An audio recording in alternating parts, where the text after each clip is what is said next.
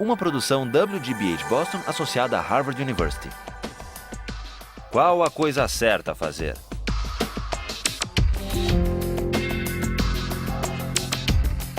Justice, com Michael Sandel. Esta terra é minha.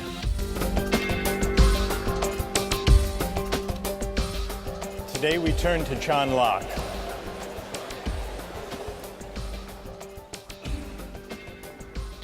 On the face of it, Locke is a powerful ally of the libertarian.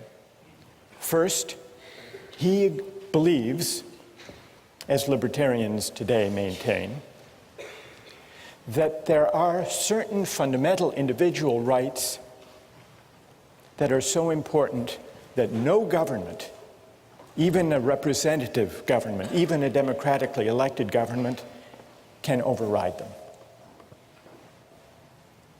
Not only that, he believes that those fundamental rights include a natural right to life, liberty, and property. And furthermore, he argues that the right to property is not just the creation of government or of law.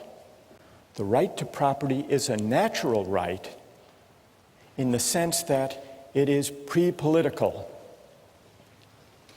It is a right that attaches to individuals as human beings, even before government comes on the scene, even before parliaments and legislatures enact laws to define rights and to enforce them. Locke says in order to think about what it means to have a natural right, we have to imagine the way things are before government, before law. And that's what Locke means by the state of nature.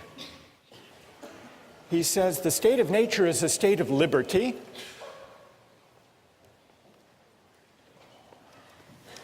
Human beings are free and equal beings. There is no natural hierarchy. It's not the case that some people are born to be kings and others are born to be serfs. We are free and equal in the state of nature. And yet, he makes the point that there's a difference between a state of liberty and a state of license. And the reason is that even in the state of nature, there is a kind of law. It's not the kind of law that legislatures enact. It's a law of nature. And this law of nature constrains what we can do, even though we're free, even though we're in the state of nature. Well, what are the constraints? The only constraint given by the law of nature is that the rights we have, the natural rights we have, we can't give up, nor can we take them from somebody else. Under the law of nature, I'm not free to take somebody else's life or liberty or property, nor am I free to take my own life or liberty or property. Even though I'm free, I'm not free to violate the law of nature. I'm not free to take my own life or to sell myself into slavery or to give to somebody else arbitrary, absolute power over me. So where does this constraint, you may think it's a fairly minimal constraint, but where does it come from? Well, Locke tells us where it comes from, and he gives two answers. Here's the first answer. For men, being all the workmanship of one omnipotent and infinitely wise maker, namely God, they are his property, whose workmanship they are made to last during his, not one another's, pleasure. So one answer to the question is, why can't I give up my natural rights to life, liberty, and property is, well, they're not, strictly speaking, yours. After all, you are the creature of God. God has a bigger property right in us, a prior property right. Now you might say that's an unsatisfying, unconvincing answer, at least for those who don't believe in God. What did Locke have to say to them? Well, here's where Locke appeals to the idea of reason. And this is the idea that if we properly reflect on what it means to be free, we will be led to the conclusion that freedom can't just be a matter of doing whatever we want. I think this is what Locke means when he says, the state of nature has a law of nature to govern it which obliges everyone, and reason, which is that law, teaches mankind who will but consult it that all being equal and independent, no one ought to harm another in his life, health, liberty, or possessions. This leads to a puzzling, paradoxical feature of Locke's account of rights. Familiar in one sense, but strange in another. It's the idea that our natural rights are unalienable. What does unalienable mean? It's not for us to alienate them or to give them up, to give them away, to trade them away, to sell them. Consider an airline ticket. Airline tickets are non-transferable, or tickets to the Patriots or to the Red Sox.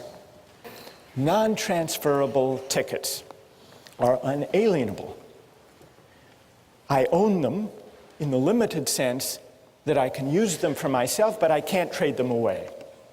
So in one sense, an unalienable right, a non-transferable right, makes something I own less fully mine. But in another sense of unalienable rights, especially where we're thinking about life, liberty, and property, for a right to be unalienable makes it more deeply, more profoundly mine. And that's Locke's sense of unalienable. We see it in the American Declaration of Independence. Thomas Jefferson drew on this idea of Locke. Unalienable rights to life, liberty, and as Jefferson amended Locke, to the pursuit of happiness. Unalienable rights. Rights that are so essentially mine that even I can't trade them away or give them up. So these are the rights we have in the state of nature, before there is any government. In the case of life and liberty, I can't take my own life, I can't sell myself into slavery any more than I can take somebody else's life or take someone else as a slave by force. But how does that work in the case of property? Because it's essential to Locke's case that private property can arise even before there is any government. How can there be a right to private property even before there is any government? Locke's famous answer comes in section 27. Every man has a property in his own person. This nobody has any right to but himself. The labor of his body and the work of his hands, we may say, are properly his. So he moves, as the libertarians later would move, from the idea that we own ourselves, that we have property in our persons, to the closely connected idea that we own our own labor. And from that to the further claim that whatever we mix our labor with that is unowned becomes our property. Whatever he removes out of the state that nature has provided and left it in, he has mixed his labor with and joined it to something that is his own, and thereby makes it his property. Why?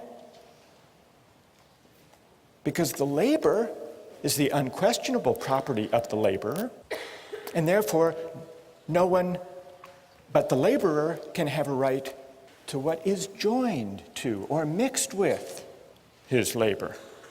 And then he adds this important provision, at least where there is enough and as good left in common for others. But we not only acquire a property in the fruits of the earth, in the deer that we hunt, in the fish that we catch, but also if we till and plow and enclose the land and grow potatoes, we own not only the potatoes, but the land, the earth. As much land as a man tills, plants, improves, cultivates, and can use, the product of, so much is his property. He, by his labor, encloses it from the commons. So, the idea that rights are unalienable seems to distance Locke from the libertarian. The libertarian wants to say we have an absolute property right in ourselves, and therefore we can do with ourselves whatever we want. Locke is not a sturdy ally for that view. In fact, he says if you take natural rights seriously, you'll be led to the idea that there are certain constraints on what we can do with our natural rights, constraints given either by God or by reason, reflecting on what it means really to be free. And really to be free means recognizing that our rights are unalienable. So here's the difference between Locke and the libertarians, but when it comes to Locke's account of private property, he begins to look again like a pretty good ally. Because his argument for private property begins with the idea that we are the proprietors of our own person, and therefore of our labor, and therefore of the fruits of our labor, including not only the things we gather and hunt in the state of nature, but also we acquire a property right in the land that we enclose and cultivate and improve. There are some examples that can bring out the moral intuition that our labor can take something that is unowned and make it ours. Though sometimes there are disputes about this. There's a debate among rich countries and developing countries about trade-related intellectual property rights. It came to a head recently over drug patent laws. Western countries, and especially the United States, say, we have a big pharmaceutical industry that develops new drugs. We want all countries in the world to agree to respect the patents. Then there came along the AIDS crisis in South Africa. And the American AIDS drugs were hugely expensive, far more than could be afforded by most Africans. So the South African government said, we're going to begin to buy a generic version of the AIDS antiretroviral drug at a tiny fraction of the cost, because we can find an Indian manufacturing company that figures out how the thing is made and produces it. And for a tiny fraction of the cost, we can save lives if we don't respect that patent. And then the American government said, no, here's a company that invested research and created this drug. You can't just start mass producing these drugs without paying a licensing fee. And so there was a dispute. And the pharmaceutical companies sued the South African government to try to prevent their buying the cheap, generic, as they saw it, pirated version of an AIDS drug. And eventually, the pharmaceutical industry gave in and said, all right, you can do that. But this dispute about what the rules of property should be, of intellectual property, of drug patenting, in a way is the last frontier of the state of nature, because among nations where there is no uniform law of patent rights and property rights, it's up for grabs until, by some act of consent, some international agreement, people enter into some settled rules. What about Locke's account of private property and how it can arise before government and before law comes on the scene? Is it successful? How many think it's pretty persuasive? Raise your hand. How many don't find it persuasive? All right, let's hear from some critics. What is wrong with Locke's account of how private property can arise without consent? Yes? Yeah, I think it justifies European cultural norms as far as when you look at how Native Americans may not have cultivated American land, but by their arrival in the Americas, that contributed to the development of America, which wouldn't have otherwise necessarily happened then or by that specific group. So you think that this is a defense, this defense of private property in land? Yes, because it complicates original acquisition if you only cite the arrival of foreigners that cultivated the land. I see. And what's your name? Rochelle. Rochelle? Yeah. Rochelle says this account of how property arises would fit what was going on in North America during the time of the settlement, the European settlement. Yeah. Do you think, Rochelle, that it's a way of defending the appropriation of the land? Indeed, because I mean he's also justifying the Glorious Revolution, so I don't think it's inconceivable that he's also justifying colonization as well. Well, it's an interesting historical suggestion, and I think there's a lot to be said for it. What do you think of the validity of his argument, though? Because if you're right that this would justify the taking of land in North America from Native Americans who didn't enclose it, if it's a good argument, then Locke's given us a justification for that. If it's a bad argument, then Locke's given us a mere rationalization that isn't morally defensible. I'm leaning to the second You're one, leaning but toward the second. that's my opinion as well. All right, well then let's hear if there's a defender of Locke's account of private property. And it would be interesting if they could address Rochelle's worry that this is just a way of defending the appropriation of land by the American colonists from the Native Americans who didn't enclose it. Is there someone who will defend Locke on that point? You ready? Are you going to defend Locke? Like you're accusing him of justifying the European, basically, massacre of the Native Americans. But who says he's defending it? Maybe the European colonization isn't right. Maybe it's the state of war that he talked about in his second treatise, So the wars between the Native Americans and the colonists, the settlers, that might have been a state of war that we can only emerge from by an agreement or an act of consent. And that's what would have been required. Yeah, and fairly both to resolve sides them. would have had to agree to it and carry it out and everything.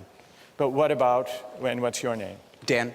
But Dan, what about, Rochelle says this argument in section 27 and then in 32 about appropriating land, that argument, if it's valid, would justify the settlers appropriating that land and excluding others from it. Do you think that argument's a good argument? Well, doesn't it kind of imply that the Native Americans hadn't already done that? Well, the Native Americans as hunter-gatherers didn't actually enclose land. So I think Rochelle is onto something there. What I want to, go ahead, Dan. At the same time, he's saying that just by picking an acorn or taking an apple or maybe killing a buffalo on a certain amount of land, that makes it yours because it's your labor, and that's, your labor would enclose that land. So by that definition, maybe they didn't have fences around little plots of land, but They were wasn't using intended. it. Yeah, They were by using Locke's it. definition. So because maybe they by mixed their Locke's labor. definition, the Native Americans could have claimed a property right, Right. in the land itself. But they just All right. didn't have Locke on their side, as Good. she points out. Okay, that's good. One more defender of Locke. Go ahead. Well, I mean, just to defend Locke, he does say that there are some times in which you can't take another person's land. For example, you can't acquire land that is common property. See, people in terms of American Indians, I feel like they already had civilizations themselves, and they were using land in common. So it's kind of like an analogy to what he was talking about with like the common English property. You can't take land that everybody's sharing in common. Interesting. And That's also, interesting. you can't take land unless you make sure that there's as much land as possible left for other people to take as well. So if you're taking so you have to make sure that whenever you take land, or that there's enough left for other people to use. That's Right. just as good as the land that you took. So. That's true. Locke says there has to be this right to private property in the earth is subject to the provision that there be as much and as good left for others. What's your name? Right. I'm Fang. So Fang, in a way, agrees with Dan that maybe there is a claim within Locke's framework that could be developed on behalf of the Native Americans. Here's the further question. If the right to private property is natural, not conventional, if it's something that we acquire even before we agree to government, how does that right constrain what a legitimate government can do?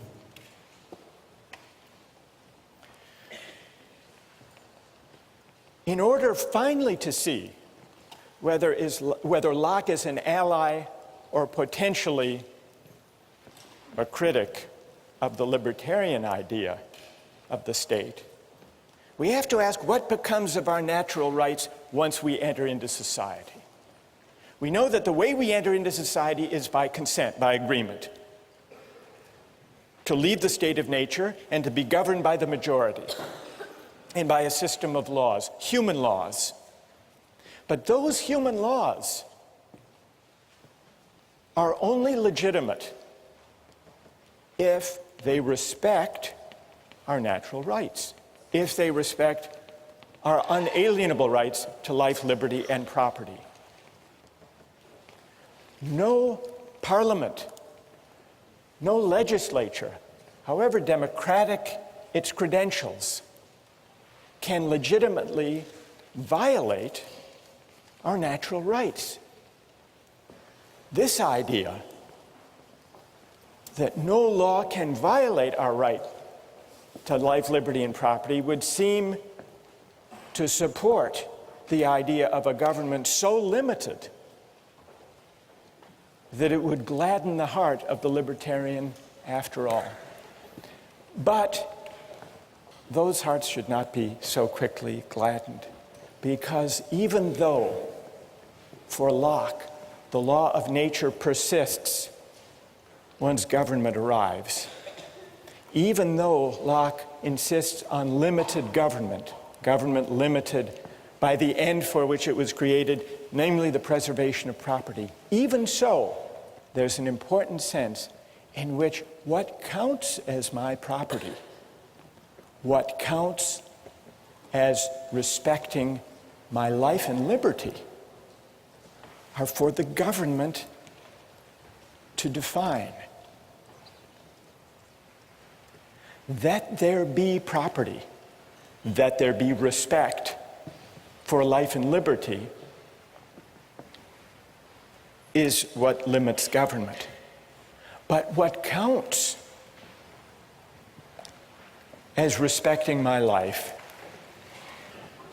and respecting my property, that is for governments to decide and to define. How can that be? Is Locke contradicting himself? Or is there an important distinction here?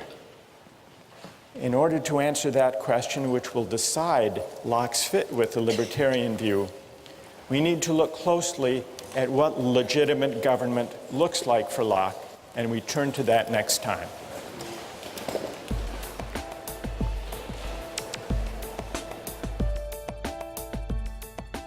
Nikolai, if you didn't think you'd get caught, would you pay your taxes? I don't think so. I would rather have a system personally that I could give money to exactly those sections of the government that I support and not just blanket support everything. You'd rather be in the state of nature, at least Exactly. on April 15th.